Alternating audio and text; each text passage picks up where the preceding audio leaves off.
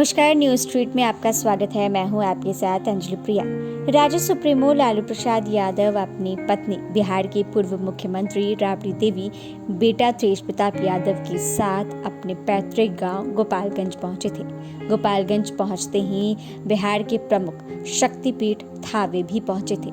वहां मां सिंहासनी की वैदिक मंत्रों के बीच पूजा अर्चना की और मां को नारियल चुनरी चढ़ाने के बाद उनकी प्रक्रिया भीगी और शक्ति, सुख, आरोग्य, शांति व समृद्धि की याचना की। लेकिन क्या आप जानते हैं, लालू राबड़ी ने जिस मंदिर में परिवार के साथ पूजा अर्चना की, उसकी दिलचस्प कहानी क्या है? तो इस वीडियो को अंत तक जरूर देखें।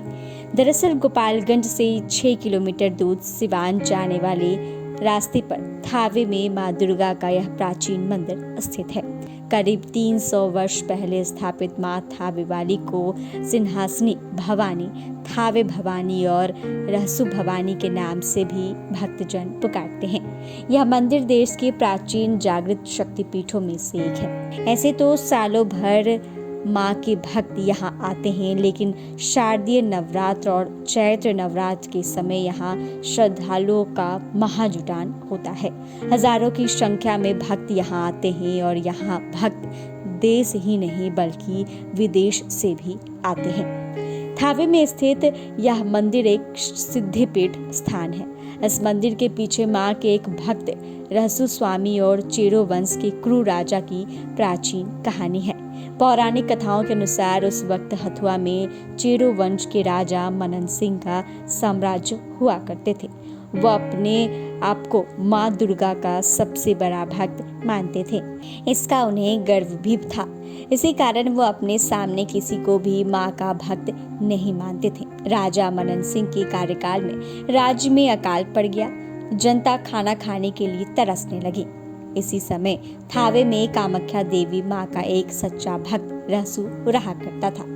पौराणिक कथा के अनुसार रहसु मां की कृपा से दिन में घास काटता, रात में उसके घास से अन्न निकल जाता था, जिस कारण वहां के लोगों को अन्न मिलने लगे। इस बात की सूचना राजा को मिली, लेकिन राजा के इस चमत्कार पर विश्वास उसे नहीं हुआ।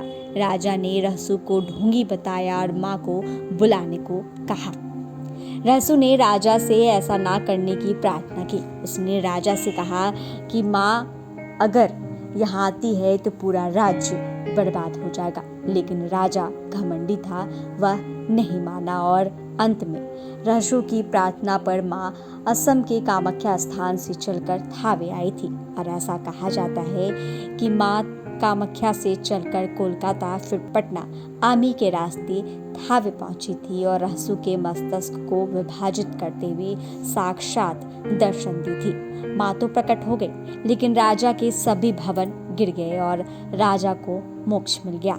इस घटना की चर्चा के बाद स्थानीय लोगों ने यहाँ मां की पूजा अर्चना शुरू कर दी और आप सभी इस तरीके से जान पाए कि आखिर ये गोपालगंज में स्थित थावे माते मंदिर का क्या है महत्ता।